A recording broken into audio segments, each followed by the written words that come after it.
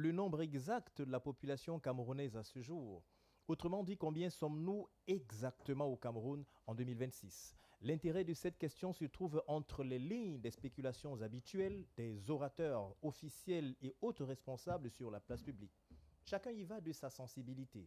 20 millions, 25 ou 30 millions, tels sont les chiffres qui reviennent régulièrement. Mais doit-on encore réellement se trouver dans ce genre de doute à une ère dominée par le digital et le numérique? À l'aune des techniques modernes adossées sur l'informatique, cette question serait-elle encore à l'ordre du jour? En tout cas, sans toutefois s'éloigner du sujet, indiquons que le prétexte de cette réflexion autour de la démographie est l'annonce par le Premier ministre chef du gouvernement du 4e recensement général des populations et habitats, prévu pour le mois d'avril prochain. Entre autres défis, se compteront notamment l'accès aux zones difficiles à l'instar des régions du nord-ouest, sud-ouest et même de l'extrême nord en crise, sans oublier la nécessité de former et de déployer des milliers d'agents recenseurs pour une meilleure cartographie et une meilleure connaissance de la population camerounaise. Le seul hic, l'inquiétude des sceptiques face aux vieux démons qui ont hanté le processus des décomptes durant les dernières échéances. En d'autres termes, faudra-t-il encore attendre 5 ans pour les résultats comme ce fut le cas en 2005? Parlant de résultats, les regards des Camerounais sont aussi rivés vers Yaoundé, la capitale politique du Cameroun, où plusieurs agents publics, 19 au total, sont convoqués au contrôle supérieur de l'État pour affaires les concernant. Alors que certains veulent en savoir un peu plus sur les motifs réels de ces convocations qui répandent le parfum des détournements, nombreux construisent aussi déjà dans leur esprit le scénario d'une nouvelle vague d'arrestations en préparation. S'agit-il d'une nouvelle phase de l'opération Hypervier? Si oui, quelle garantie qu'elle ne soit pas à tête chercheuse, mais arc-boutée sur l'équité et la justice qui ne tiennent pas compte forcément des posteux et certains? Doit-on s'attendre aussi au dépoussiérage des dossiers tels ceux de la CanGate ou de la CovidGate? Des analyses d'experts, consultants et autres politiques croiseront donc le verbe, le temps d'un débat pour permettre de mieux cerner cette brillante question. Madame, Messieurs, merci de nous renouveler votre confiance. Bienvenue à Accent 237.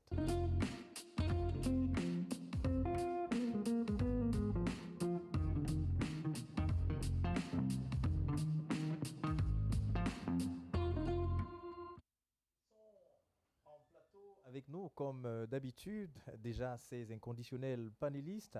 Alors, Dieudonné Tédissé, président Dieudonné Tédissé, vous êtes le président du parti politique PC-PDC. Bonsoir et bienvenue sur ce plateau sur lequel vous êtes d'ailleurs habitué. Bonsoir Raoul, bonsoir à vos millions de téléspectateurs. C'est un plaisir d'honorer à Balafon et nous espérons pouvoir éclairer la lanterne des populations relativement aux thèmes qui sont portés au débat aujourd'hui. Merci. Dieudonné Tédissé. Alors, sur ce plateau également, il est avec nous ce soir encore, comme d'habitude d'ailleurs, Dr Basile Togo. Vous êtes communicant du Rassemblement démocratique du peuple camerounais, abrégé RDPC. Bonsoir et bienvenue. Bonsoir Raoul, bonsoir à tous les copanélistes, bonsoir à tous qui nous écoutent ce soir dans le cadre de cette émission dominicale, nocturne, il faut le dire. Je suis très ému, très honoré d'être invité une fois encore à venir représenter le RDPC sur ce plateau. Je voudrais vous témoigner toute ma reconnaissance pour l'invitation que vous avez bien voulu m'adresser. Merci, Dr Basile Togo. Rappelons que c'est le mois de la femme, donc forcément, nous aurons également, très certainement sur ce plateau, Marcel Yembel du PCRN, sans oublier également le PUS qui sera représenté, d'ailleurs dans quelques secondes, vous les verrez apparaître sur ce plateau pour ce qui est déjà du communicant du PURS, Pierre Claver Kodo, journaliste panafricaniste, souverainiste. Il sera avec nous dans un instant. Président Dieudonné Tédissé, le 4e recensement général de la population et de l'habitat, RGPH en abrégé du Cameroun est donc prévu pour se dérouler et se tenir du 24 avril au 29 mai 2026 prochain. Alors cette opération intervient pratiquement 20 ans après la première, parce qu'on se souvient, c'était en 2005. La question justement, ce recensement est-il une garantie pour la fourniture des données fiables et surtout pour la planification économique et même sociale? Raoul, je m'en vais vous étonner en vous indiquant que l'annonce de ce recensement démontre à suffire que ce gouvernement a navigué à vue jusqu'à date. Alors comment pouvez-vous le dire? Naviguer à vue? Parce Oui. qu'on a quand même les derniers résultats, ceux de 2005. Peut-être que c'est sur cette base qu'un certain nombre de décisions ont été prises sur le plan de la gestion de l'État. Non, en fait, gouverner, c'est anticiper et prévoir. Vous ne pouvez pas, pour un gouvernement qui a fait un plan SND, qui a fait du Cameroun un pays, qui a prévu faire du Cameroun un pays émergent en 2035, vous avez un gouvernement comme ça qui prévoit l'émergence en 2035, mais qui ne sait même pas quel est l'effectif de la population. Ça veut dire que jusqu'à date, la plupart des programmes qui ont été faits, c'est les programmes de navigation à vue pour des raisons que certains maîtrisent seuls. Nous voulons indiquer que on n'a pas besoin, dans une approche sérieuse, d'aller jusqu'à chercher le Premier ministre pour avoir un recensement. Normalement, le recensement doit se faire par jour, par semaine et par mois. Et nous, au PCPDC, nous estimons que, au lieu de commencer à bouler les milliards des contribuables pour déployer les agents recenseurs sur le territoire national, parfois les agents recenseurs qui ne sont pas coutumiers du terrain sur lequel ils vont se déployer, nous estimons que vous avez aujourd'hui la direction de l'organisation territoire, le DOT, de l'administration territoriale, qui a un maillage suffisant avec, 1, les chefs de bloc, 2, les chefs de quartier, 3, les chefs de village, 4, les chefs de groupement, 5, les chefs supérieurs, 6, les sous-préfets, 7, les préfets, 8, les gouverneurs. Nous pouvons, au bout de 1-2 semaines, utiliser cette ressource humaine disponible pour avoir une estimation réelle des populations présentes sur le territoire et celles qui ont voyagé. En notant que dans le cadre de cette opération, vous avez des déplacés de la guerre qui vont pratiquement fausser les données. Donc, au lieu de rester dans une politique par embuscade. Politique par embuscade. Oui, c'est une politique par embuscade. C'est-à-dire? C'est-à-dire que vous avez l'habitude de sortir chaque fois une technique pour pouvoir, comment vous appelez ça, détourner l'opinion publique sur une orientation. Parce que je vais vous dire, l'objectif de ce recensement annoncé ne cache que le fait que les gens veulent modifier les territoires en termes de nombre d'arrondissements, de nombre de départements, de nombre de régions, alors que les régions, départements existants ne sont même pas encore bien gérés. Donc nous estimons que l'utilisation des ressources que le DOT dispose sont largement suffisantes pour que nous n'ayons pas dépensé beaucoup d'argent de contribuables. Et en second lieu, nous avons pensé qu'on pourrait avoir un ministère de la santé, des populations et de la planification. Alors, c'est-à-dire le cumul, pratiquement, ça fait 3 ministères. Oui, oui. Planification et même protection civile. Il y a une direction de la protection civile au niveau du MINAT. Mais on doit ramener ça au niveau du ministère de la Santé. Pourquoi nous le disons? Parce qu'on vient par l'hôpital et on part par l'hôpital. Que vous ne le voulez pas, vous allez naître entre les mains d'une sage-femme, quitte au quartier ou à l'hôpital, vous allez mourir, vous passerez par la morgue. Et donc, du coup, nous pensons que en instaurant la possibilité pour chaque Camerounais d'avoir la carte d'identité, le passeport, le pass sanitaire, l'extrait d'acte de naissance à 1 mois de naissance, avec un renouvellement tous les 10 ans des empreintes et des photos, on n'aura pas besoin de convoquer des milliards et des agents recenseurs pour maîtriser notre population. Voilà ce que nous pouvons dire à cet effet. Parlant justement de milliards, il faut dire que la somme, elle est connue. C'est pratiquement 13 milliards, 13,4 milliards qui seront donc 13,2 milliards qui seront déboursés pour cette opération. On en reparlera. Sur ce plateau, il nous a rejoint le journaliste panafricaniste souverainiste Pierre Claver Nkodo. Vous êtes communicant du PURS. Bonsoir. Bonsoir Xavier, bonsoir à mes copains qui nous rencontrent pour la première fois et surtout bonsoir à vos milliards de téléspectateurs et téléspectateurs dans le monde et au-delà. Question. Combien de Camerounais le Cameroun compte-t-il à date, monsieur le panafricaniste? Je ne saurais lire dans la boule de verre parce que, vous savez, ça fait 20 ans. Oui. Et entre-temps, la population a explosé. Mais ce qui est dommage, c'est que moi, j'ai commencé à enseigner à l'université de Ngoïkele il y a plus d'une quarantaine d'années. À l'époque, l'université du Cameroun. Du Cameroun, exactement. C'est la seule qui existait. On m'a enseigné que la démographie faisait partie des agrégats en macroéconomie. Oui. Alors, si l'un des agrégats est faussé, c'est que tout est faussé. On ne peut pas faire des projections, on ne peut pas mettre en place des programmes de développement pour anticiper sur le devenir du Cameroun. Et ça c'est une camerounaiserie qui existe depuis toujours et c'est bien dommage. On ne peut pas faire des projections en matière de développement, quel que soit le secteur concerné, sans avoir une idée précise. Ça veut dire que même les recensements, vous appelez ça quoi? Le fichier électoral est faux. Si, tout est faux.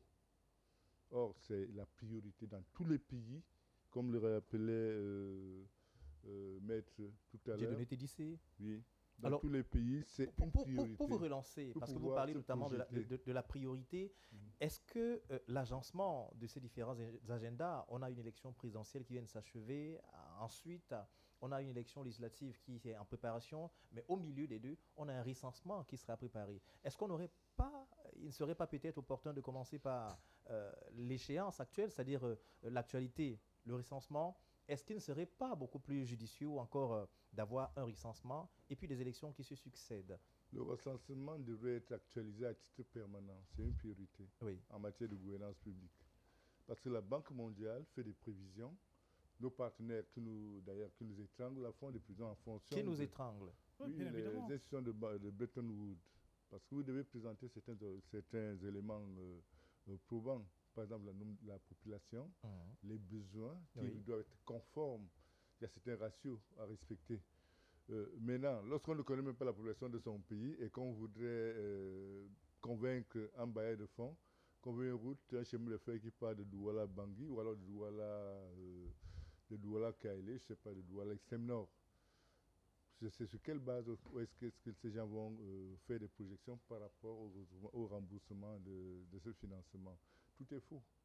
Alors, si on ne peut pas maîtriser la population, la démographie de son pays, on ne peut non plus maîtriser les projections à long terme de son développement. Et c'est dans cette situation que nous nous retrouvons. Vous vous rendez bien compte qu'il y a certains critères qui sont évoqués dans le cas des accords de financement par rapport à la capacité de remboursement. Et cette capacité de remboursement, des fois, repose sur La consommation. sur la consommation. Alors, si vous ne maîtrisez pas votre population, vous n'allez pas leur raconter n'importe quoi. Il faut bien maîtriser la population pour que eux, votre partenaire, puissent faire une projection sur la durée ou alors sur le temps de remboursement du crédit. Et voilà où nous en sommes. 20 ans sans recensement général de la population. Alors, mais qu'est-ce qui peut avoir permis qu'on puisse voir autant de temps s'écouler? 20 ans, c'est un sacré bail quand même. C'est un enfant qui naît et qui finalement devient presque adulte. Ah, écoutez un peu, vous prenez l'exemple d'un enfant qui est né, vous imaginez combien d'enfants sont nés depuis 20 ans? Depuis ce matin même d'ailleurs. Depuis ce matin même d'ailleurs, oui, depuis ce matin. Vous imaginez donc qu'ils ne sont pas pris en compte dans le fichier démographique national. C'est un scandale. Hier, ça fait l'objet d'une enquête. Parlementaire. Oui, ça ne s'explique pas. Ça suffit simplement qu'au-delà du fait que nous sommes gouvernés à vue, que nous naviguons à vue, il y a dans le fond des gens qui, peut-être, je ne sais pas à quoi ça leur sert de gérer le pays de cette façon, mais bref, c'est scandaleux, Xavier, c'est scandaleux. 20 ans sans recensement, ça veut dire même le fichier électoral est faux. Or, il y a des pays comme le Sénégal, où je vais vous informer, je vous révèle quelque chose de très important. Allez-y. Dès votre premier établissement, la carte nationale d'identité, vous figurez sur la carte, sur le fichier électoral. Automatiquement. Vous êtes automatiquement. Non seulement vous êtes recensé à la naissance, mais vous figurez automatiquement dans le fichier électoral. Quand vous dites que le Cameroun compte 8,5 millions d'électeurs, c'est pas évident. Pourquoi? Parce que tout est faux. Tout est faux, Pierre Claver Nkodo. Docteur Basile Etogo, quelques termes qui sont sortis d'ailleurs sur ce plateau, gouvernance par embuscade. Est-ce que c'est cette embuscade, entre guillemets, ça encore il faut le prouver, qui pourrait expliquer qu'on puisse passer 20 ans sans recenser les populations d'un pays? Est-ce que la méconnaissance de cet effectif de la population camerounaise ne peut pas avoir une incidence sur la gestion même, ou encore sur l'orientation des politiques publiques? Non, je vais vous surprendre, mon cher Raoul.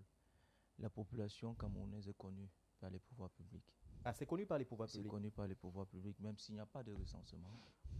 C'est connu parce que, en dehors du recensement général des populations, il y a deux types de mécanismes qui permettent, n'est-ce pas, de connaître le nombre exact de personnes qui vivent dans un territoire donné. Et il y a l'enquête démographique et de la santé. Mhm. Il y a l'enquête des ménages, de la consommation et des vies. Ces deux enquêtes-là sont validées, n'est-ce pas, par le PNUD et le programme des Nations Unies, le Fonds des Nations Unies pour la population. Alors, à quelle fréquence? À quelle fréquence? C'est Est-ce que chaque c'est année. journalièrement? Non, c'est chaque C'est année. annuellement? C'est chaque année.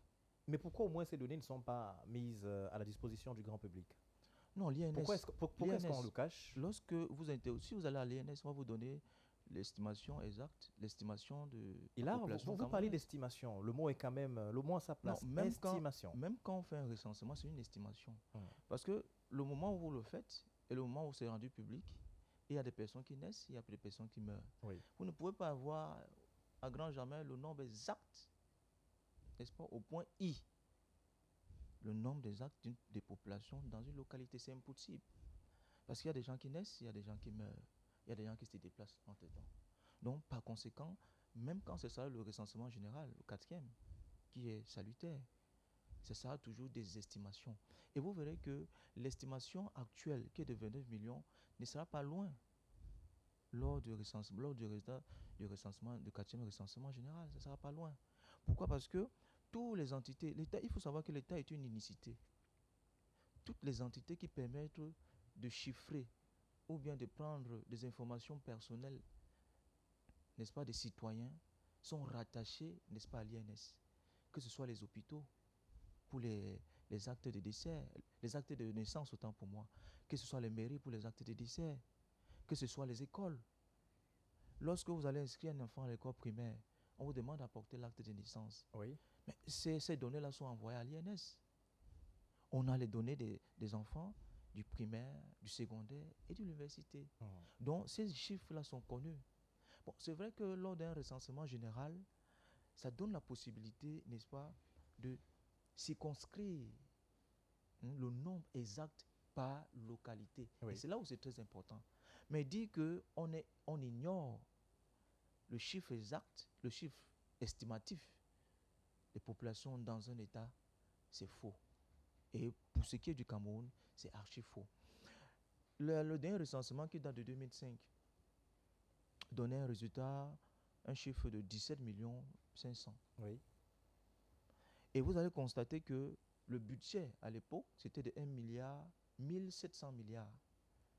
1700 milliards de francs, le budget en 2005.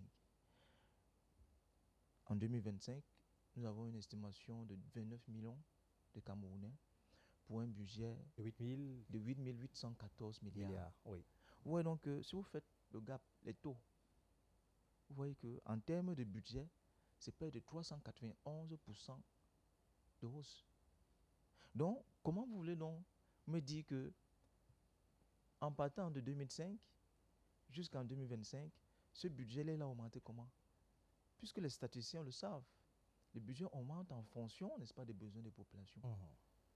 Bon, ça veut donc dire qu'on maîtrise le besoin des populations exact du Cameroun. Alors, On mais est-ce maîtrise que si on maîtrisait les besoins des populations, si on maîtrisait la démographie, quelle serait l'urgence de faire ce recensement à ce moment? C'est peut-être à ce niveau que ceux qui nous écoutent à la maison pourraient se poser la question. Si véritablement on maîtrisait, est-ce que c'était encore urgent ou du moins important de faire le recensement à Non, ce moment précis? le recensement de la population est très important pour un État. Hmm.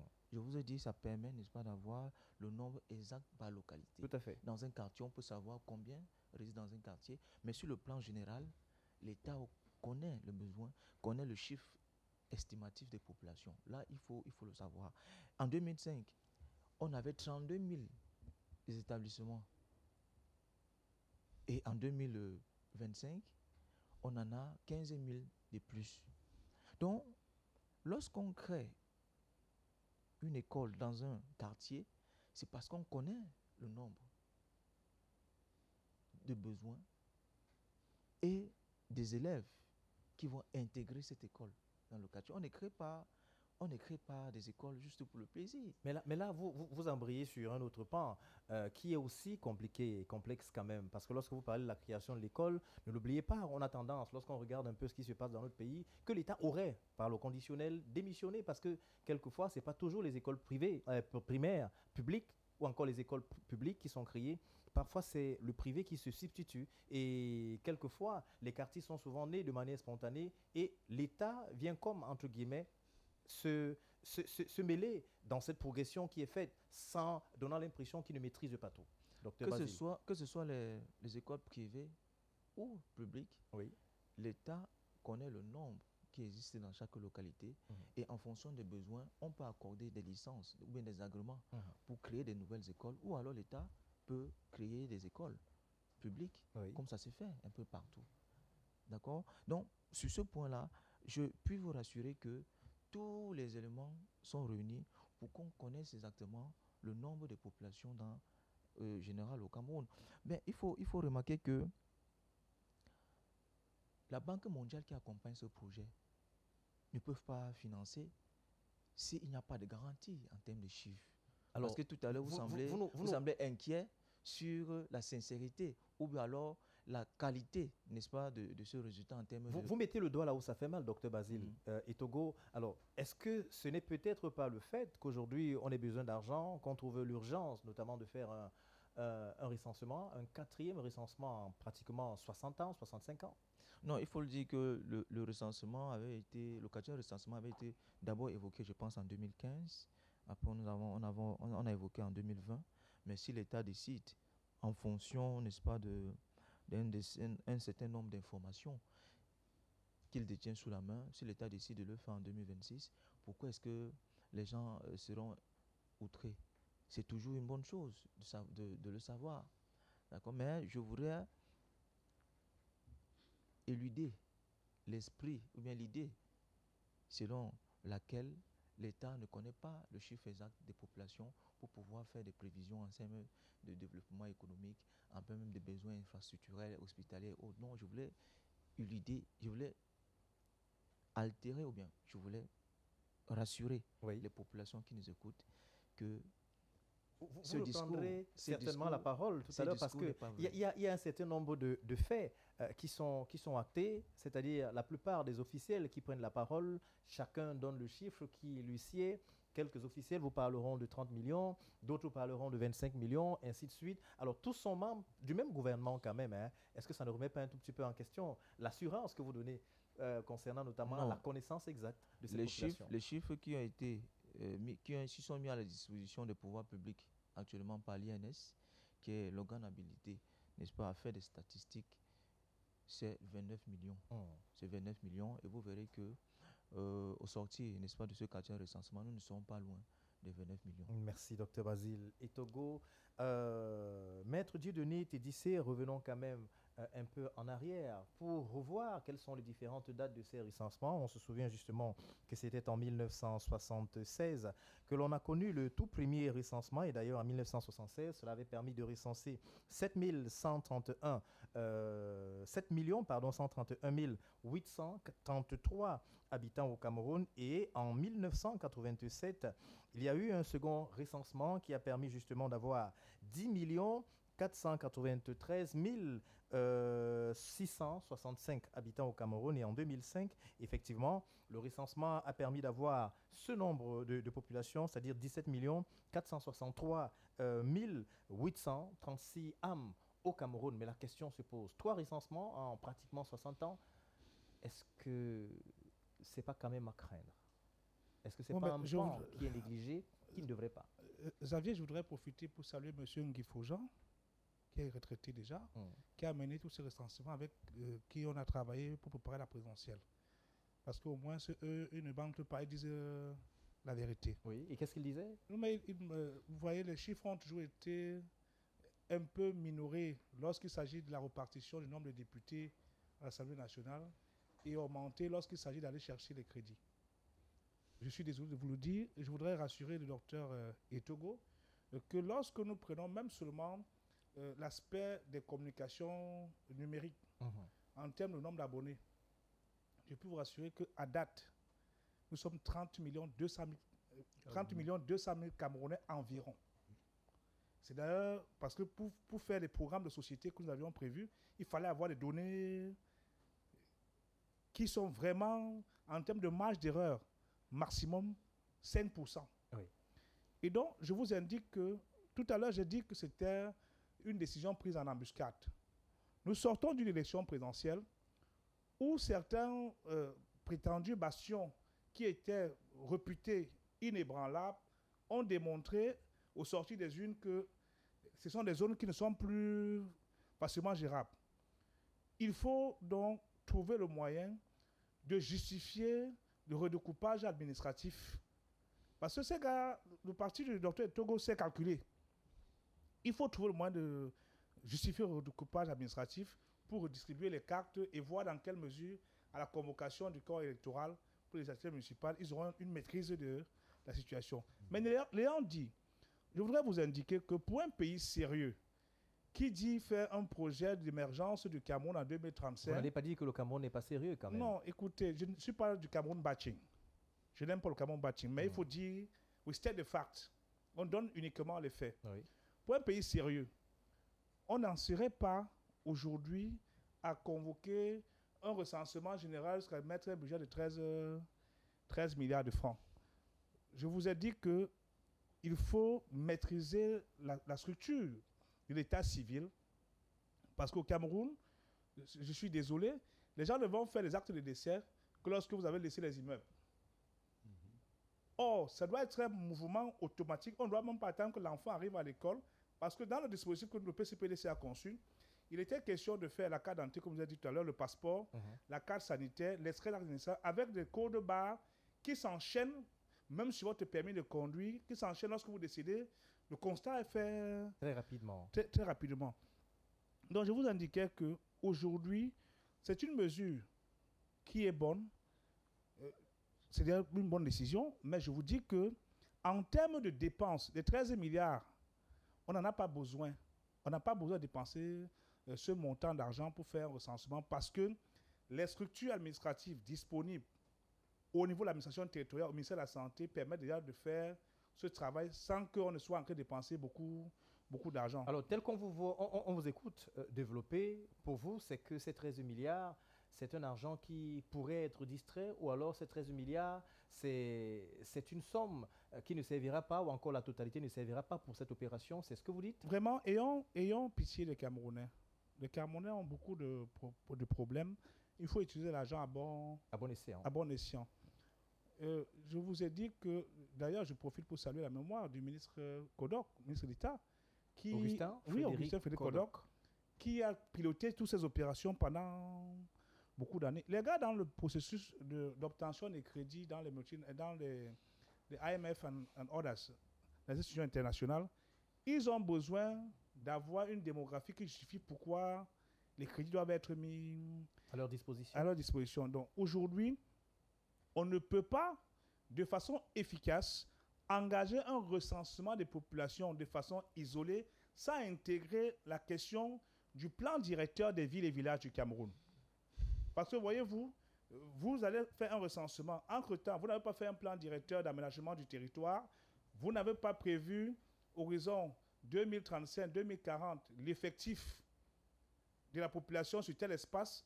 Bref, tout ce problème doit être géré de façon concertée avec la gestion des poubelles, la planification en termes d'aménagement du territoire, la progression démographique, le taux de croissance, le taux de consommation. C'est autant d'éléments qui permettent de projeter le Cameroun comme un pays émergent des années à venir. Donc aujourd'hui, pour chuter là-dessus, je voudrais vous dire qu'on ne peut pas, à date, engager un recensement des populations du Cameroun lorsque vous avez deux zones, le nord-ouest et le sud-ouest, qui sont en crise. Alors justement, parlant du nord-ouest et du sud-ouest, est-ce que l'un des défis de ce recensement ne sera pas justement d'avoir le nombre exact des populations qui vivent dans ces lieux-là? Parce qu'on sait qu'à la suite de cette crise sécuritaire, il y a eu beaucoup de départs quand même. Est-ce que ce sera évident pour les agents recenseurs d'œuvrer ou encore de se déployer facilement dans ces coins-là du pays? Pour faire un peu plus sérieux, ils ont eu 95% de voix là-bas, avec des villages qui avaient 2000 habitants, mais 4000 votants.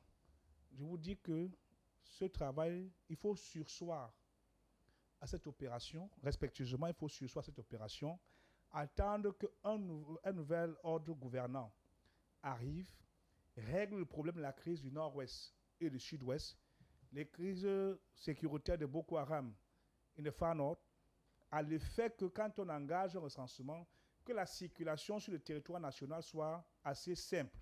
Parce que, Xavier, je l'ai dit chaque fois que j'ai l'occasion, vous avez des zones vertes, des zones oranges, des zones jaunes, dans les zones du nord-ouest et du sud-ouest. Ça veut dire que quand vous vous retrouvez dans la zone orange, votre sécurité n'est pas la même que quand vous êtes dans la zone verte. Je recevais encore le compte rendu des militants du parti dans le Nord-Mantoum, du côté de Cambé, avant d'entrer dans votre studio, parce qu'ils ont passé toutes les semaines de travail sur le terrain. Vraiment, évitons de prendre des décisions. Vous savez, il y a une sagesse populaire du Cameroun qui dit qu'on n'abat pas l'arbre sous la tempête. On n'abat pas l'arbre sous la tempête parce qu'en abattant l'arbre sous la tempête, vous risquez de perdre la direction et ça tombe même sur vous.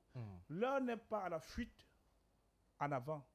Organisons les élections législatives et municipales, qu'un nouvel ordre, un nouvel establishment arrive et on s'assoit, on fait les états généraux de la nation avant d'engager quoi que ce soit. Voilà ce que je pourrais dire à cet effet. Merci Dieudonné Tédissé, président du PC-PDC. Et justement, nous parlons de cette actualité autour du 4e recensement. Et d'ailleurs, c'est un arrêté numéro 039/CAB/PM du 6 mars 2026 qui révèle notamment ce recensement qui est en préparation et qui sera tenu pour le mois de mai prochain, c'est-à-dire du mois d'avril, 24 avril jusqu'au 29 mai prochain, un peu plus d'un mois. Mais la question se pose entre autres sur les délais pour ce qui est notamment de la proclamation des résultats. Et la rédaction de Balafon Télévision s'y est appesantie là-dessus. Écoutons cette analyse de Jean-Paul Chognat. L'arrêté du Premier ministre Joseph Dione Ngouté, signé le 6 mars dernier, annonçant le 4e recensement général de la population et de l'habitat, remet au goût du jour la question de la maîtrise des données démographiques dans notre pays. Et durant 2 décennies, le gouvernement est allé sur la base des estimations approximatives pour évaluer à tâtons le nombre de Camerounais, tantôt 15, 17, 20, 25, voire 30 millions d'habitants, jouant à un jeu d'échecs pendant 21 ans avec des chiffres caducs de la dernière opération de recensement de 2005, dont les résultats avaient été rendus publics 5 ans plus tard. Ainsi, de 2010 à 2020, le régime de Paul Biya, sous la houlette des premiers ministres Philémon Yang de 2009 à 2019, et Joseph Dione Ngouté du 4 janvier 2019 à nos jours, a fait ses planifications de développement des infrastructures sociales à partir des données non actualisées. D'ailleurs, le document de stratégie pour la croissance et l'emploi avait montré ses limites, avec des politiques publiques ne répondant pas avec efficacité aux besoins des Camerounais, confrontés à la dégradation de leurs conditions de vie, la misère rampante, les détournements de deniers publics et la corruption. Reconnaissant le cuisant échec du DSCE, vint alors la stratégie nationale de développement 2020-2030. Le Cameroun en est à la 6e année d'implémentation, mais la situation du pays s'empire avec des coupures d'eau, des coupures intempestives et prolongées de l'énergie électrique, privant des milliers de ménages des commodités de base. Les voyageurs, les usagers de la route et les opérateurs économiques ont vu de toutes les couleurs dans la mobilité urbaine et interurbaine, le transport des marchandises avec des retards et des pertes en plusieurs milliards de francs CFA, ajouté au manque à gagner des importateurs et de l'économie nationale dans le bras de fer Société Générale de Surveillance, port autonome de Douala, qui a paralysé les échanges entre le Cameroun et l'extérieur, causant un déficit de 13 milliards de francs CFA à la douane. Sur le plan politique, le Cameroun sort fraîchement d'un scrutin présidentiel et s'apprête à organiser des élections locales majeures, sans savoir combien de Camerounais sommes-nous très exactement. De sa prestation de serment à son adresse de fin d'année à la nation et son discours à la jeunesse le 10 février 2026, et le chef de l'État lui-même a reconnu que ces milliers de jeunes compatriotes en ont marre, malgré des solutions mesurettes prises jusqu'ici pour tenter de juguler le chômage et la misère. Si à plusieurs reprises dans ses sorties publiques, Paul Biya a promis voilà 5 mois déjà la formation d'un nouveau gouvernement pour prendre haut la main les problèmes des Camerounais, vivement que le recensement général de la population annoncé pour avril 2026, le gouvernement ne publie pas les nouvelles données statistiques de la population en 2031, très exactement à 1 an de la fin du septennat des grandes espérances, en 2032. L'arrêté du Premier ministre Joseph Dione Ngouté, signé... Chognat pour cette analyse. Et justement, la fin. C'est la fin, la chute notamment de ce papier, de cette analyse. Monsieur Pierre Claver Nkodo, vous qui êtes journaliste, il craint que les résultats soient proclamés en 2031, c'est-à-dire un peu 5 ans, un peu à la coupure de ce qu'on a vu en 2005, parce que 2005, les résultats sont apparus pratiquement en 2010. Est-ce qu'on court le risque de revivre ce même scénario? Nous serons totalement en déconnexion avec la réalité. Un recensement, vous savez, le Cameroun aujourd'hui, parfois, au plus nous pensons qu'il s'impose des réformes dans le fond et des réformes structurelles. Notre pays hérite d'un lait colonial qui nous est pas favorable. C'est ce lait colonial qui favorise tous les travers que nous enregistrons en matière de gouvernance publique, en matière de corruption, en matière d'absence de patriotisme envers notre pays. Ce recensement, dont les résultats seront connus en 2000, ne nous apportera rien pour une raison toute simple.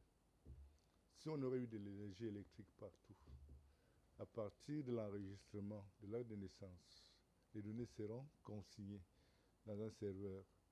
Donc on n'aurait pas besoin de dépenser les dizaines de milliards dont vous étiez en train de faire allusion. 13,2 milliards de francs voilà, CFA. C'est beaucoup d'argent. C'est des données, on n'a même pas besoin de voter un budget. C'est-à-dire si on met le Cameroun au même niveau que des pays qui pensent se développer, on aura toutes les données dès la naissance jusqu'à la mort de l'individu. Voyez-vous, nous sommes dans le vaudou. Nous sommes dans le vaudou. Mon confrère vous rappelle certaines choses là sur lesquelles je ne veux plus m'attarder. Ça suffit simplement qu'on a d'énormes soucis au niveau de la gouvernance publique. C'est ça où se trouve. C'est par là qu'on doit chercher. Est-ce que les gens, ceux qui nous gouvernent, sont conscients des véritables enjeux qui interpellent notre pays dans un contexte mondialisé où chacun doit se battre pour mériter une place au sein du Conseil des Nations. Nous en sommes encore au point où on n'a pas accès à l'eau, malgré les efforts que certains responsables font. On n'a pas accès à l'énergie électrique. Voilà donc les conséquences de tous ces déficits. Lorsque votre enfant naît en Gelmendouga et qu'il y a l'énergie électrique disponible, il y a un bureau qu'on appelle le BUNEC pour les actes de naissance. Le BUNEC, il y a le BUNEC, il y a le BUCREP. Mais vous ne pourrez pas le faire simplement pourquoi? Ces agents ne peuvent pas exécuter leur mission parce qu'il n'y a pas l'énergie électrique n'est pas disponible. Le Cameroun a des besoins estimés. En ce moment, lorsque je suis l'interview du directeur général de la Sonatrel, nos besoins sont estimés à 5000 mégawatts. Mais le Cameroun n'arrive même pas à disposer de 1000 mégawatts en temps réel. Alors, si vous avez des besoins de 5000 mégawatts, ça suffit simplement que dans mon village à Bicop, dans la région du centre, le département de Mamoufi-Akono, et l'arrondissement de Bicop, je peux passer un an sans énergie électrique chez moi. Et ce n'est pas le secrétaire d'état civil ou alors l'officier d'état civil qui en aura. Sauf s'il peut s'offrir un groupe électrogène, ce qui n'est pas prévu par rapport à ses charges. Alors justement, il faut régler ce problème d'accès aux services de base avant de parler de recensement. Il n'y a pas d'énergie électrique. Ces gens qui disent que non, ils nous fournissent des ordinateurs, c'est des organismes internationaux. Ils disent, ok, on nous fournit, on va numériser les traitements des actes de naissance et d'actes de décès, bref, tous les actes administratifs là, tous ces actes-là. Ils le font parce qu'ils veulent se faire de l'argent. Ils savent très bien que ce n'est pas possible et ce n'est pas faisable pour une raison toute simple. L'énergie électrique n'est pas accessible à tous, et même à ceux-là qui auraient dû naturellement garantir la collecte de ces données. Donc je pense que nous sommes encore dans une espèce de vaudou, de vaudou républicain qui en réalité masque malheureusement nos travers. Merci Pierre Claver Nkodo pour cette lecture. Mais on revient avec vous, Dr Basile Itogo. La question du temps qui s'écoule entre le dénombrement et la proclamation des résultats, parfois 5 ans, comme ce fut le cas en 2005, pardon, est-ce qu'en ce 2026, on court le risque de revivre cette même situation? Est-ce qu'à l'ère des grandes technologies, quelques indicateurs montrent quand même qu'on peut se passer de ça, c'est-à-dire voir les résultats tels qu'ils seront après le dénombrement, pendant la période de avril à mai? Est-ce qu'un mois plus tard, on peut avoir les résultats? Est-ce qu'il y a des indicateurs quand même qui peuvent permettre de penser ainsi? Non, lorsque vous prenez même le recensement qui est pratiqué dans les pays comme les États-Unis, on a les résultats du recensement 12 à 18 mois plus tard. 18 mois. Oui, 12 à 18 mois. La fourchette qui est prévue, n'est-ce pas, par le programme national des populations, c'est de 3 à 5 ans. C'est de 3 à 5 ans, la fourchette prévue pour proclamer ou bien pour rendre public les résultats. Parce qu'il y a un nombre de mécanismes qu'il faut prendre en compte. Il faut savoir que le recensement n'intègre pas simplement le nombre de personnes. Il y a certains questionnaires. Et dans ce questionnaire-là, il y a d'autres éléments qu'on ressort. Et ces éléments-là sont traités au même moment. Parlant par exemple de ce recensement. Il y a le nom, il y a l'âge, oui. Il y a le statut matrimonial, il y a le statut même financier, il y a les revenus, il y a même au niveau santé. Je pense que c'est une trentaine d'éléments. C'est la raison pour laquelle lorsque les agents recenseurs viennent, le gouvernement pendant le recensement général, lorsqu'ils viennent, vous voir, ils ont un questionnaire, ils vous posent des questions, vous remplissez au fur et à mesure, ils remplissent au fur et à mesure en fonction, n'est-ce pas, des réponses que vous leur donnez. Donc c'est cet ensemble de données-là qu'on traite au même moment que le recensement. Donc le résultat qui est produit, qui est l'estimation du nombre d'habitants précis selon la localité et qui va engendrer le chiffre total sur l'ensemble du territoire. Et il y a ces éléments-là qu'on prend qui vont aussi servir à d'autres choses. Imaginons un scénario. Nous avons un pays moderne. Nous avons un pays avec une grande plateforme qui permet à tous les différents opérateurs, notamment les bureaux qui se retrouvent dans toutes les localités du Cameroun, d'entrer leurs données et qu'il y ait une centrale qui permette de traiter ça immédiatement. Est-ce qu'on ne peut pas penser à cela au Cameroun? Même si il est à admettre qu'il peut y avoir quelques différences entre ces données qui sont immédiatement introduites et peut-être la vérification qui sera faite avec des papiers physiques. Le Cameroun n'est pas capable de le faire en 2026. Ça demande une technologie quand même pour le faire, parce qu'il faut doter d'abord les structures qui sont en charge, n'est-ce pas, qui sont en contact avec les populations. Il faut les doter d'outils pour le faire. Je crois quand vous regardez dans certains hôpitaux, à peine vous allez observer qu'il y a la connexion Internet. Il y a un problème déjà. C'est qu'il y a un problème. Mais nous avons une grande société de téléphonie, à savoir la société nationale Camtel, qui est pourtant celle qui arrose la connexion à d'autres opérateurs dont on ne voudra pas citer ici, qui ont parfois une meilleure connexion que celle même de l'opérateur national, ce qui pose déjà un problème. Mais est-ce qu'avec notre opérateur qui est Camtel, on ne peut pas trouver des voies et moyens pour doter tous ces hôpitaux d'Internet? On peut. C'est pas sorcier quand même, docteur Basile Togo. Non, on peut. Il faut le dire, on peut, mais ça nécessite un coût. Ça nécessite un coût. Alors, 13,2 milliards de francs CFA qui seront utilisés pour l'opération, notamment de recensement. Est-ce que si on arrivait à faire une sorte de péréquation sur les 13,2 milliards, ça ne pourrait pas permettre de résorber ce problème une fois pour toutes et que pour les prochaines échéances, on n'est plus à débourser de l'argent parce qu'il y a des équipements qui permettront de résoudre ce problème en amont? Non, 13,2 milliards, c'est largement insuffisant pour doter le Cameroun d'un Internet de haut débit et de bonne qualité, non en termes d'infrastructure, parce que l'Internet, ce n'est pas simplement la conduite de la ligne qui va d'un point A à un point B. C'est un certain nombre d'infrastructures que malheureusement, et ça coûte énormément cher. Il faut peut-être des accès satellitaires, tous ces éléments-là, il faut y penser. Mais je crois qu'il est important ici de dire que toutes les entités qui permettent, n'est-ce pas, de chiffrer ou bien d'avoir les informations concernant un individu sont centralisées quelque part. Quand vous allez vous inscrire à l'université, vous inscrire à l'école primaire, vous inscrire au privé, au collège, autant pour moi, tous ces éléments-là sont centralisés quelque part D'accord? Et c'est à base, n'est-ce pas, de ces éléments-là qu'on peut estimer à un moment donné le nombre, le nombre de la population camerounaise. Mais il faut quand même remarquer que nous devons utiliser de nouvelles technologies comme l'intelligence artificielle qui est utilisée déjà aux États-Unis à partir des drones et des satellites pour faire des calculs sans toutefois qu'il y ait des agents sur le terrain. Parce qu'un agent sur le terrain, c'est quand même, comme le monsieur Dieudonné Tédissé le disait. Dieudonné Tédissé l'a dit tout à l'heure, lorsque vous constatez, vous prenez un cas comme dans les zones du nord ou du sud-ouest, c'est quand même un peu difficile sur le plan sécuritaire pour qu'un agent de recensement descende, n'est-ce pas, dans des zones qui sont quand même assez, où la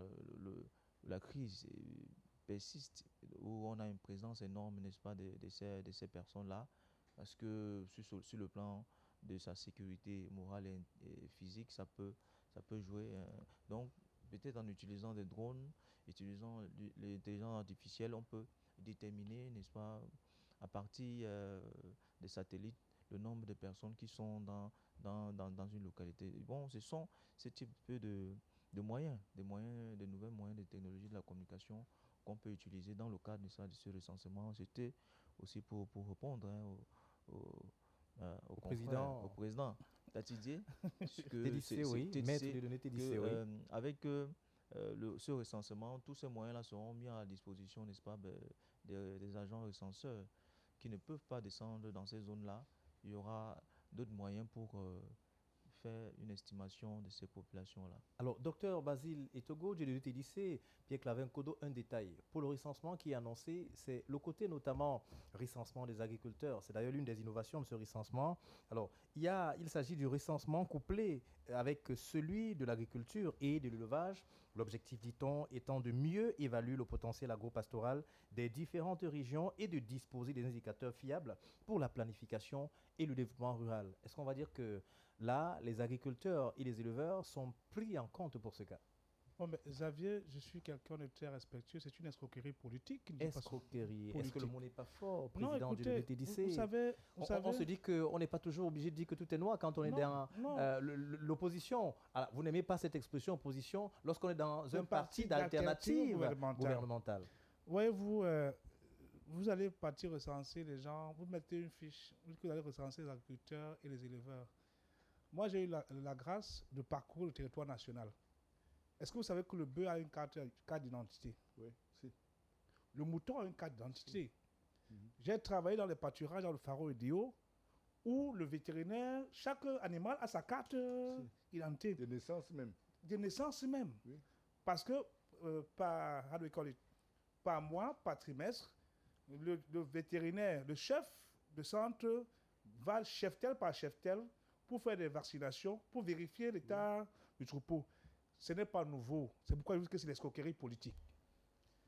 En termes de questions agricoles, est-ce qu'on a besoin, si vous importez à date 860 000 tonnes de riz, avec vos entreprises, votre groupement d'entreprises importe 860 000 tonnes de riz, pourquoi vous importez 860 000 tonnes de riz alors que vous ne savez pas quels sont les agriculteurs? Le fond du problème, je vous ai dit que c'est une gestion par embuscade. Vous insistez sur Oui, j'insiste là-dessus. Les gens veulent créer des projets dans lesquels ils ont leurs avantages. Or, nous refusons cette technique-là. Vous avez des gens qui vous ont dit qu'ils ont construit un hôtel 5 étoiles en bas du stade Olembe. Ils ont construit... Au sous-sol. C'était pour abriter quoi? Le bunker. Nous ne sommes pas en Iran. Donc, soyons sérieux. Les Camerounais qui nous écoutent ont besoin de gens qui ont une vision claire. Et cette vision claire est simple. Monsieur le Premier ministre, vous avez bien la volonté, mais votre équipe là, chacun joue ses intérêts. Xavier, faisons que chaque enfant du Cameroun ait la carte d'identité à 1 mois de naissance, le passeport, la carte sanitaire, l'extrait d'acte de naissance. On met dans ce que nous on appelle le Data Center Recorder. En retour, les chefs de bloc, les chefs de quartier tiennent une fiche des personnes entrées dans leur territoire et le temps de séjour. On va me dire, mais monsieur le président, vous voulez mettre un état policier, un état... C'est aussi ça, maîtriser la circulation des biens et des personnes. Et des personnes. Et quand je vous dis ceci, cela permet déjà de savoir que la route, par exemple, prenons Obama, Magba, Bankim, ou bien Kafunya Boyan, Son Colon, pour ressortir à Kambé, est utile parce qu'il y a un nombre de populations Ouais. là-bas. Vraiment, tous les milliards que nous dépensons tous les ans pour importer le riz, le blé, parfois même des arachides, le maïs, peuvent être utilisés pour avoir la situation des agriculteurs et des éleveurs. Nous sommes dans une situation où les gens, après l'élection présidentielle de 2025, le 12 octobre, il y a eu une secousse de choc. Les gars ne savent pas où mettre la tête. Et il faut créer ici. On vous parle plan de ceci, après on vous parle recensement, on parle progression des mandats. Les gars sont perdus. Ils sont perdus. D'ailleurs, vous avez vu que même le président lui-même n'a pas été capable, après son discours du 30 décembre, de vous fournir le gouvernement tant attendu. De toutes les façons, il a promis que c'était dans les jours qui viennent. Et puis, il n'y a pas une certaine... Xavier, il n'y a pas il n'y a rien. Les jours qui viennent, c'est... Non, Xavier, il faut attendre, président. Les problèmes sont assez nombreux. J'ai souvent l'habitude de dire qu'on ne lave pas les intestins du lion avec la salive. Les problèmes sont assez nombreux. Ce n'est pas en créant des slogans. Dès qu'on veut vous pincer à tel endroit, on sort de la crise SGS transatlantique. On n'est pas encore sorti. Il y a la crise de la route, encore en passant. Il y a même la falaise de Tchang. C'était la catastrophe parce que je suis passé. Bref, nous avons besoin d'avoir des gens qui sont visionnaires. Et la gestion du pouvoir, c'est la course de relais. Les gars, vous avez géré pendant 43 ans. Ça vous a dépassé. Remettez le relais et voyez comment d'autres peuvent mieux... Ouais. Vous avez oublié la célèbre expression, notamment pouvoir, anecdotique, le pouvoir ne se donne pas, il s'arrache. Non, le pouvoir c'est un prêt, c'est pas une propriété. Le pouvoir c'est un prêt, c'est pas une propriété. N'ayez pas peur, parce que ceux qui ont utilisé le pouvoir pour écraser ont oublié qu'ils devaient remettre ça un jour. Donc, le pouvoir protège avant de commander. Et donc maintenant là, n'ayez pas peur, on va faire les audits, parce que tous vos milliards que vous avez pris, même pour les recensements précédents, si vous prenez l'argent pour les recensements et à la fin, nous n'avons pas les résultats, ça veut dire que soit vous avez pris l'argent pour divert sur d'autres endroits. On va faire les audits. Au lieu d'attendre, chercher à repousser l'échéance, patienter, faisons les élections législatives municipales, la nouvelle équipe arrive, on fait d'abord les états généraux, on audite tous les secteurs, et maintenant, on prend des dispositions pour que le pays puisse avancer. Merci, Dieudonné TDC. Alors, Pierre-Claver Nkodo, c'est vrai qu'on s'achemine vers la sortie de cette thématique. Les agriculteurs qui sont pris en compte, est-ce que là, on vient de voir un mécanisme qui est mis en place pour jeter de la lumière sur ces agriculteurs, ceux qui nourrissent les Camerounais au jour le jour? C'est celui qui sont méprisés depuis très longtemps. C'est vous qui le dites? Il devait être au centre. C'est vous qui le dites? Il devait être au centre de ces projections macroéconomiques. Les agriculteurs sont eux qui nous permettent d'acheter le bâton de manioc à 100 francs, d'acheter le kilo de riz camerounais, un sac de kilo de riz camerounais à un prix raisonnable. Malheureusement, ils ont été jetés aux orties parce qu'on ne leur a pas accordé la place qui devait être la leur dans la construction d'une nation camerounaise. On peut parler également des enseignants, on peut parler d'autres corps de métiers qui pourtant sont des corps de métiers stratégiques dans la construction des nations. Ça se fait depuis 66 ans. Depuis 66 ans que le Cameroun est indépendant entre guillemets.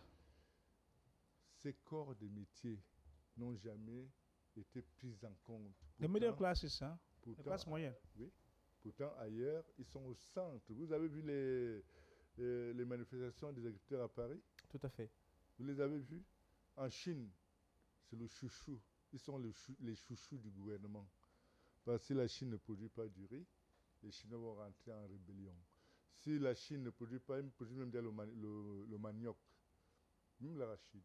Les Chinois vont rentrer en rébellion. Même l'avocat. Hein? Même l'avocat, parce qu'ils n'auront pas de quoi manger. Alors, un pays qui dispose d'un énorme potentiel, comme le nôtre, et que ce soit aujourd'hui, dans le cadre d'un recensement général qui a traîné depuis 20 ans, qu'on considère l'agriculteur, je pense que c'est tout simplement de l'imposture. Imposture, oui, Pierre Claver. Parce que le pays a besoin d'avancer. Le pays fait face à des défis existentiels. Le pays a besoin des repères pour s'imposer sur la scène mondiale. Mais tous ces repères n'ont été élucidés. On s'est occupé d'autres choses et non de l'essentiel. Aujourd'hui, d'accord, les activités sont... Mais écoutez, même l'accès à l'énergie électrique, comme je l'évoquais tout à l'heure, l'accès à l'énergie électrique et à l'eau potable fait partie des objectifs du millénaire définis par l'Organisation des Nations Unies, dont le Cameroun est membre. Nous sommes d'accord dessus, maître. Bien évidemment. Alors, si depuis que cela a été proclamé, nous sommes encore là à gérer un pays par à-coups, pas des doses, par petites doses là. Homéopathique. Voilà. Je ne sais pas quand est-ce que nous allons y arriver. Avec la permission de l'aîné, Alors, en 30 secondes, les populations de la Leki, du Bas-Mendoubou, du Mbame-Kim, de la Haute-Sanaga, du Nkam, du Mungo, du Fako, de la Mémé, on les a bluffés avec une affaire de cacao à 5 000 quelque chose. Le prix du cacao qui est revenu à 750 francs CFA, 800. Nous avions annoncé sur votre plateau ici. On part de 6 000 jusqu'à 750. Nous On va revenir. S'il y avait l'énergie électrique, on aurait transformé localement. On aurait transformé notre café et l'exporter en produits semi-finis. La Il n'y a jamais eu une politique avec votre permission, Xavier. Je vais chuter. Oui. Je vais chuter. Votre permission. Il n'y a jamais eu une politique de gestion prospective. Les agriculteurs aux États-Unis, on les appelle les gentlemen farmers. Par santé qui tiennent l'économie. Cowboys and others. Voilà. Vous comprenez? On n'a jamais eu une prospective.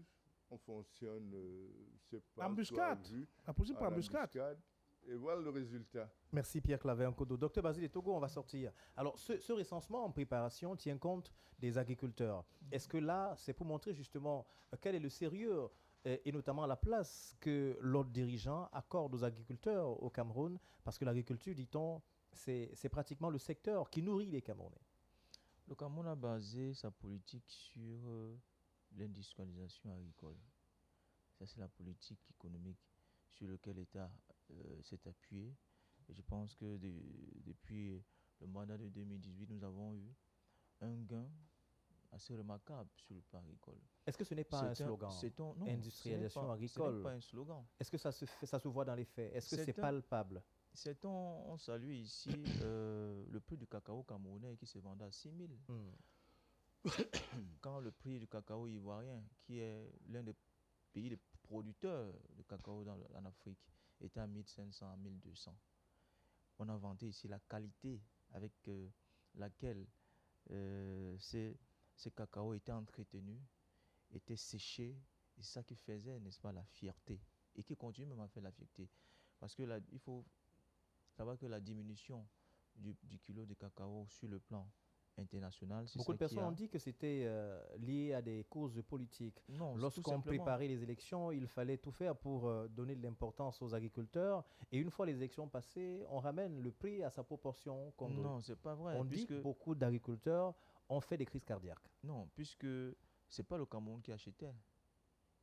C'est le cacao du Cameroun qui était prisé sur le plan international, oui, sur le marché mondial. C'était le prix du cacao camerounais exclusivement. Ce n'était pas le prix du cacao en général. Puisqu'en Côte d'Ivoire, en ce moment-là, c'était tu à 1200, 1500. Et les Ivoiriens s'en plaignaient même, taxant Alassane Ouattara de tous les maux. Mais si aujourd'hui, à cause de la conjoncture, il faut le dire, c'est la conjoncture actuelle et le contexte mondial qui fait ce que le prix chute. Et ce n'est pas seulement au Cameroun, c'est partout. Donc, nous sommes rassurés que cela revient à la hausse. Maintenant, pour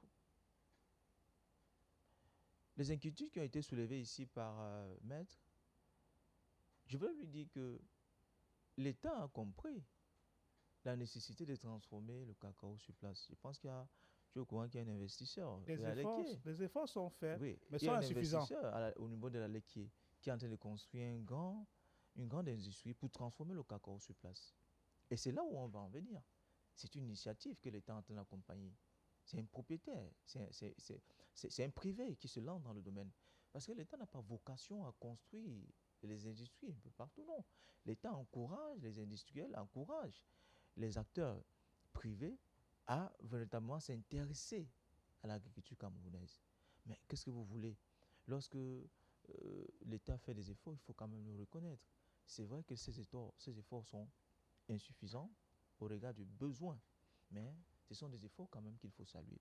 Et il faut encourager cela. Donc, je voudrais dire là que sur ce point-là, il y a quand même une avancée notoire qui a été constatée. Déjà même que, en termes même des d'engrais, mais le Cameroun n'est plus dépendant de l'engrais ukrainien ou bien de l'engrais russe. On a des entreprises qui fabriquent l'engrais localement. Ce sont des choses qu'il faut quand même aussi Mettre à l'actif. mettre à l'actif. Le sac, c'est combien? Le chef de l'État. Le sac est nettement plus bas que Le celui qui plus était. petit sac, c'est 27 000. Hein. C'est nettement plus bas que ce qui était importé, vous le savez, qui était à l'ordre de 50 60 000, 50, 55 000. 50, 60 000. C'est largement bas. Et ça, c'est quelque chose qui encourage, n'est-ce pas, qui va booster le secteur agricole. Et c'est une réalité. Les bassins agricoles aujourd'hui au Cameroun, c'est une réalité. Nous avons l'Oncam qui en fait partie. Nous avons la Sanaga maritime qui sont du Mungo, qui sont des points focaux en ce qui concerne les bassins agricoles. Aujourd'hui, nous sommes dans une politique de croissance impôt export, d'impôt substitution, qui va valablement remplacer un certain nombre d'éléments comme le blé, le riz et autres, le sucre. Donc, ce sont des choses quand même qu'il faut saluer. Merci. Et il faut mettre cela à l'actif de votre champion.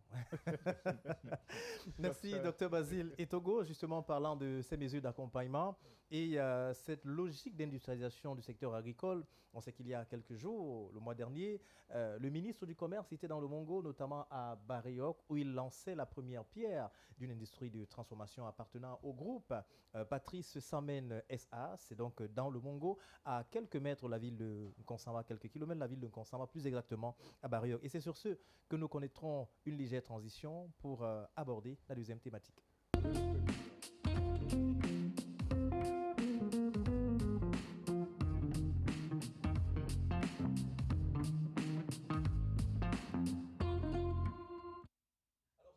Parlant de cette deuxième thématique, il prendra la parole dans un instant et certainement il était brûlant de réaction, mais pourquoi pas. Alors, Pierre Claver en Kodo, du Dieudonné Tédissé, Dr Basile Etogo, c'est l'actualité, hein, la convocation des hauts commis de l'État, les ex-responsables de certaines structures de l'État qui ont été convoqués au contrôle supérieur de l'État. C'est d'ailleurs un communiqué officiel du CONSUPÉ qui a créé l'onde de choc du côté de Yaoundé. Dans un document daté du 9 mars 2026, le ministre délégué à la présidence chargée du contrôle supérieur de l'État convoque 19 personnes devant le parquet administratif. Les intéressés doivent donc se présenter le 17 mars 2026 au bâtiment B, porte 203 à Yaoundé pour une affaire jugée urgente. Plusieurs anciens responsables publics figurent sur la liste et qui fait donc planer des soupçons de malversation et surtout de faute de gestion. Les personnes convoquées, on aura certainement l'occasion d'en savoir un peu plus, mais en gros, ce sont des anciens délégués départementaux et régionaux de l'éducation de base, les travaux publics, les marchés publics, les représentants d'entreprises contractantes et puis les fonctionnaires et agents publics. Alors, Pierre Clavin Kodo, doit-on loger ceci dans le contexte de continuité des efforts de lutte contre la corruption au Cameroun?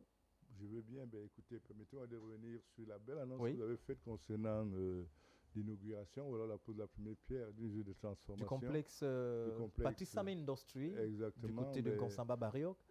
Beaucoup de Camerounais, même ceux de la diaspora, veulent entreprendre au Cameroun, mais ils font face à deux problèmes. Lesquels? Deux problèmes. La corruption les empêche de pouvoir sortir des fonds baptismaux leurs projets. À côté de ça, il y a l'accès à l'énergie électrique. Tant que le Cameroun ne peut pas disposer, tant que les Camerounais ne disposeront pas d'énergie partout au Cameroun, malgré un potentiel de 15 000 mégawatts officiels, pour lequel aujourd'hui nous sommes à peine à rationner à 1000 mégawatts, il y aura problème. Est-ce que ce monsieur, pour amortir son investissement, sera obligé de recourir au groupe électrogène? Ou alors au solaire, c'est aussi une solution alternative. Ou au solaire. mais c'est des investissements. Je pense que la priorité pour le Cameroun actuellement, C'est l'énergie. c'est l'énergie électrique. Et on verra, même dans mon village à Bicop, des jeunes en train de fabriquer des briques ou des je sais pas quoi, parce que chez moi il y a l'argile, ils peuvent fabriquer les tuiles en argile. Et ça va aider pour l'industrie, la construction. Exactement. Alors, revenons à la thématique Pierre Clavin Kodo, des hauts fonctionnaires, ex-hauts fonctionnaires, agents publics, les représentants d'entreprises contractantes qui sont interpellés au compte Supé. Vous avez parlé de combien de fonctionnaires 19. C'est insignifiant. Seulement 19. C'est exagérément insignifiant. La corruption et le détournement des deniers publics est devenu, Kakawam. oui, est devenu l'identité des Camerounais qui sont aux affaires. Je m'en veux pour preuve cette actualité qui a devenu laconique au niveau du port autonome de Douala, où il y a toute une décision des ministres des Finances qui répartit les commissions, dans les rétro-commissions à attribuer. Avec des pourcentages. Oui, avec des pourcentages à distribuer à ses collaborateurs et à lui-même, bien entendu.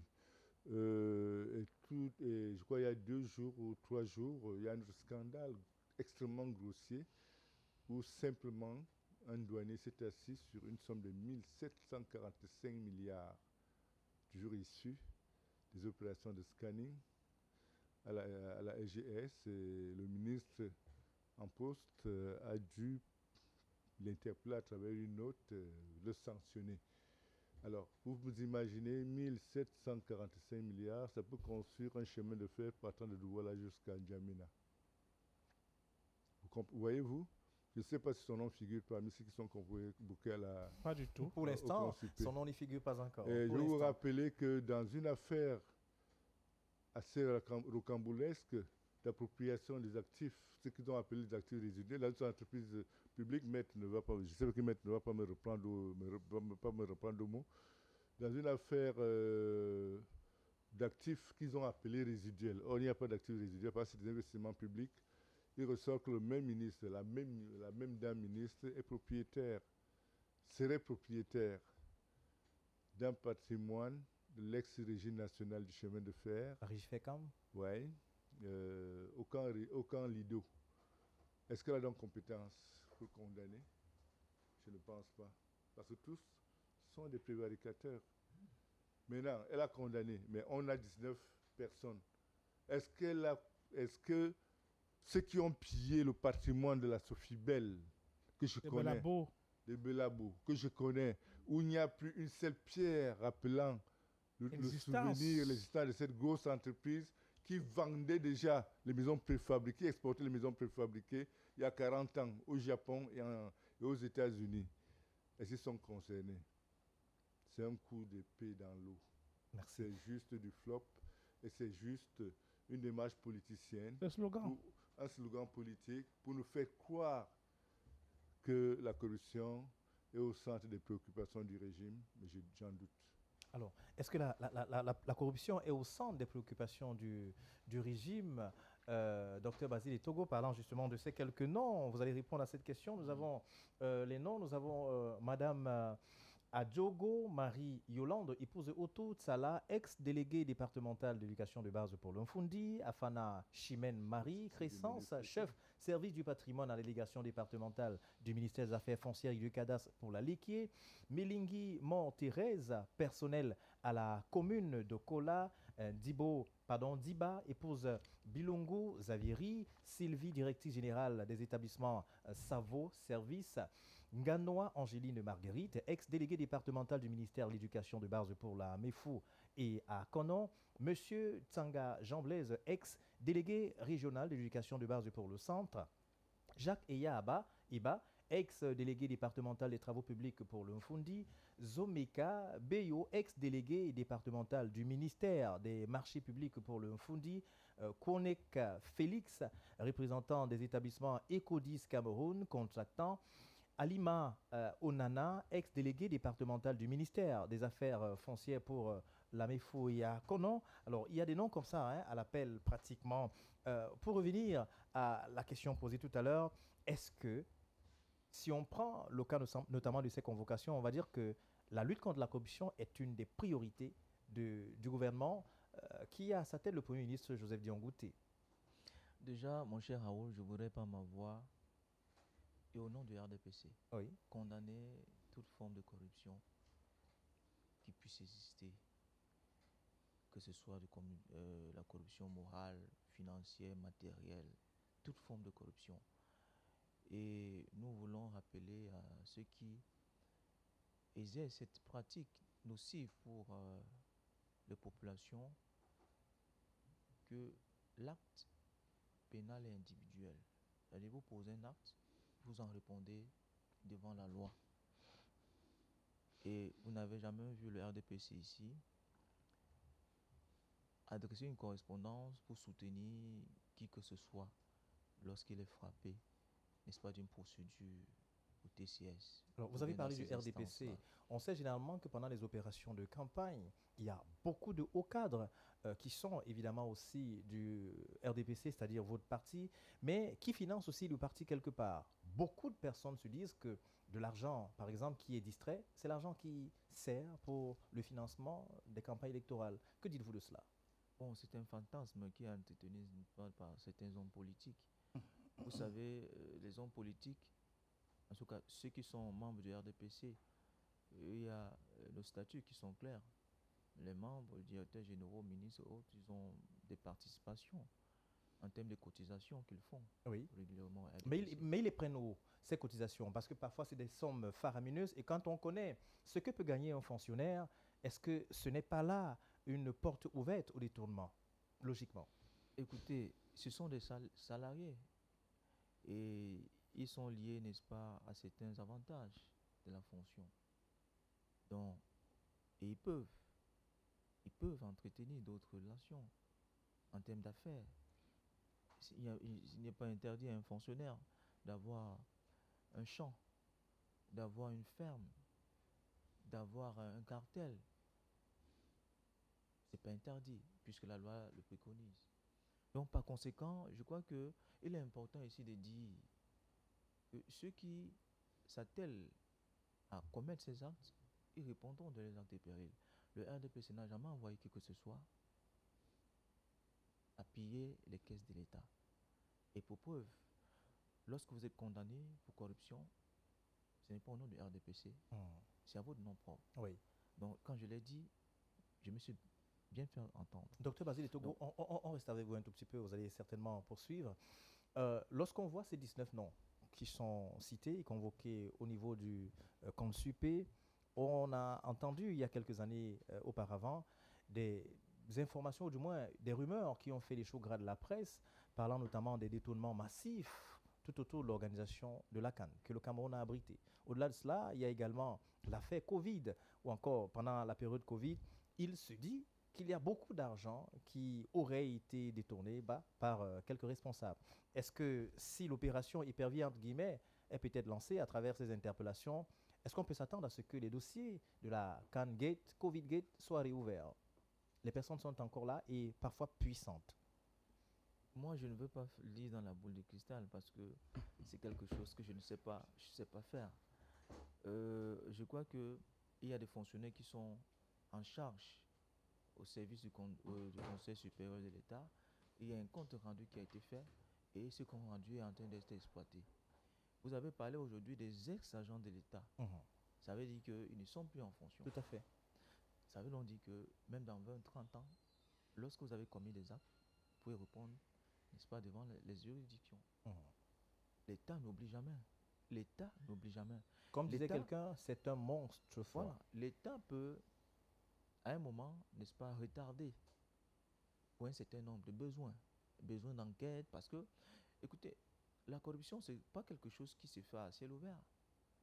Moi, j'en veux pour preuve Michel Cahuzac, l'ancien ministre français de l'économie, qui avait dit devant l'Assemblée qu'il n'a même pas un radis. Mais quelques jours plus tard, on a découvert qu'il a des paradis fiscaux, qu'il a des comptes bancaires qui sont issus de la corruption un peu partout en Suisse et autres. Il était obligé de démissionner et pour faire face, n'est-ce pas, des poursuites judiciaires. Donc, par conséquent, c'est pour vous dire que ceux qui le font, ce ne sont pas des enfants. Et il y a des mécanismes dont moi j'ignore. Ils sont accompagnés des comptables, des financiers et autres pour faire blanchir de l'argent. Mais ce que je veux dire, moi je ne voudrais pas qu'on regarde simplement la corruption au niveau supérieur, parce que lorsqu'on parle de la corruption, on a tendance simplement à voir les ordonnateurs de l'État ou bien les dirigeants. Mais À tous les niveaux. Hein. c'est à tous les niveaux. Je vais vous raconter une petite histoire. Allez-y. Je sors d'une émission concurrente à la vôtre, une chaîne concurrente à la vôtre, où pendant l'émission, celui qui faisait office d'opposant dans un parti dont je ne voulais pas citer le nom, dit RDPC a foutu ce pays en l'air, c'est vous qui mettez de la corruption et autres. Mais au sortir de l'émission, il me dit que gars, j'ai un dossier là de 20 millions, j'ai réalisé il y a 2 semaines, mais j'ai une urgence là. Or, la procédure voudrait que c'est 1 mois et demi. S'il y a vraiment, si tu peux vraiment m'aider là, même s'il faut voir quelqu'un. Il dit que c'est toi qui viens de parler de la corruption. Il dit que gars, là-bas c'était la télé, maintenant c'est la réalité. Vous voyez donc même au sein de la mentalité voudrait que. Et moi j'ai dit que gars, je ne peux pas, parce que tu viens tout à l'heure de dire que le RDP c'est autre, mais tu dis que gars, là-bas c'est la télé. Tant mieux c'est qu'on est là-bas vraiment, mais ici c'est la réalité. Il dit que donc mais gars, je ne fais pas ça pourquoi. Donc c'est pour vous dire que c'est un problème de mentalité. Le pays le moins corrompu dans le monde, qui est le Danemark, à l'ordre de 81%. La lutte contre la corruption, ils ont 81%. Le Cameroun, je pense qu'ils sont à 17 ou 25, 21%. Mais vous voyez donc qu'il y a 19% des citoyens qui sont réfractaires aux moyens, n'est-ce pas, dont dispose la loi. Donc ça veut dire qu'il y a 19% des Danois qui sont encore corrompus. C'est pour vous dire que c'est un problème de mentalité. Aussi longtemps que nous ne changeons pas de paradigme au niveau de notre mental, au niveau de notre perception de la gestion de la chose publique, vraiment la lutte contre la corruption sera difficile. Et je voulais chuter en disant que, puisque c'est une affaire qui concerne tout le monde, cela nécessite la participation de tout le monde. Si vous allez au TCS, vous voyez le nombre de dossiers, des affaires qui sont au TCS. Le grand frère peut citer le nom, puisque il est ingénieur d'investigation, il a traité ces dossiers-là. Mais on n'en cite pas des cas. Et il y a beaucoup de dossiers qui sont au TCS. Énormément de dossiers qui sont au TCS. D'accord? Donc je ne voudrais pas qu'on donne l'impression que l'État, ou bien l'État est en train de faiblir à la lutte contre la corruption. Non, c'est un nouveau cheminement qui est en train de monter. Et vous allez constater que ceux qui sont convoqués, c'est parce qu'on a trouvé certains éléments. On leur demande donc de venir s'expliquer. Et après cette phase-là, il n'est pas exclu qu'il y ait des phases de la poursuite judiciaire, parce qu'actuellement, c'est le Consupé qui les convoque. Mais après cela, certainement, il y aura des poursuites judiciaires au niveau du TCS. Et si vous prenez le rapport de la CONAC 2025, La CONAC, qui dispose que on est quitté de 114 milliards à aujourd'hui 4 milliards. C'est quand même un gap important qui a été franchi. Ça veut dire qu'il y a quand même des instances qui luttent efficacement contre la corruption et des personnes qui sont encore de bonne moralité, qui sont issues au sein, n'est-ce pas, de ces entités-là, qui peuvent nous permettre, n'est-ce pas, de lutter efficacement contre la corruption. Tout n'est pas pour rire. Si on s'en tient à ce que dit le docteur Basile Togo, et d'ailleurs, parlant de ces noms-là, on a Ndongo Awono Apollinaire, qui est ex-directeur d'école publique de Galim. Là également, on voit qu'il y a des écoles publiques qui sont citées. Et Simi Cyril Amand, représentant des établissements ZAN contractantes. Sans oublier également Jean-Baptiste Nkolo, ex-délégué départemental du MINDUB pour le MBAM et Inubu. Eukou Mathias, représentant des établissements Sofrelec, contractant. Atangana Hugues Prosper, ex-personnel au ministère des Marchés publics. Nkoa Lazare, ex-délégué départemental des Marchés publics pour la MEFO Yakono. Et Dibrila à Bragari, représentant des établissements DA Business contractant. Nzana Armand Crépin, ex-délégué départemental du ministère du Cadastre et des Affaires foncières. Et puis, pour boucler la boucle, et Souma Ibolo Donal, personnel à la délégation départementale du LOM et d'IREM. Alors, avec ces convocations, est-ce qu'on peut pousser le bouchon loin en imaginant que c'est la deuxième phase de l'opération Épervier qui est ainsi lancée? Si tel est le cas, est-ce qu'on doit s'attendre à ce que beaucoup de têtes tombent? Il paraît que le président, lors de son récent discours à la nation, indiquait que beaucoup de personnes répondront de leurs actes. Xavier, l'Épervier est mort le jour de sa naissance. C'est-à-dire? Quand l'Épervier a été lancé, celui qui pilotait l'Épervier était lui-même éperviable. Donc, je suis assez d'accord avec le docteur Etogo pour indiquer que c'est un problème national qu'il faut adresser avec beaucoup de tact. Et puisqu'il s'agit d'un problème national qui détient notre image à l'international, il est urgent de ne pas se limiter aux convocations. Parce que je ne sais pas pourquoi le Consup est même un ministère. Ça doit être une direction au ministère de la Justice. Oui. Si. Nous avons prévu que le Consup là soit annulé pour se créer comme direction au ministère de la Justice. Le fond du problème, la volonté de lutte contre la corruption hier, mais les actes ne suivent pas. Xavier, pour que la lutte contre la corruption soit une réalité, il faut réformer la justice du Cameroun en faisant que désormais le président du Conseil supérieur à la magistrature soit élu par les magistrats du premier grade au quatrième grade hors échelle, deuxième groupe. Oui. Que le secrétaire général du Conseil supérieur à la magistrature soit désigné par le barreau. Faire que le mécanisme de recrutement soit fondé sur la méritocratie, la publication des résultats par ordre de mérite, y compris ceux qui ont échoué. La façon avec laquelle vous êtes recruté détermine quelle est votre capacité à garder une certaine indépendance. Quand je l'ai dit, on ne peut pas déporter quelqu'un de Koussiri pour l'amener à Yaoundé. Pourtant, sa famille, il n'a pas de famille à Yaoundé parce qu'on estime qu'il était l'ancien dirigeant. J'étais un peu dérangé avec le docteur Etogo quand il indiquait que les directeurs généraux cotisent dans leur parti parce qu'ils ont des avantages et ainsi de suite. Il y en a qui sont obligés. Vous savez, il y a une liste qui est faite.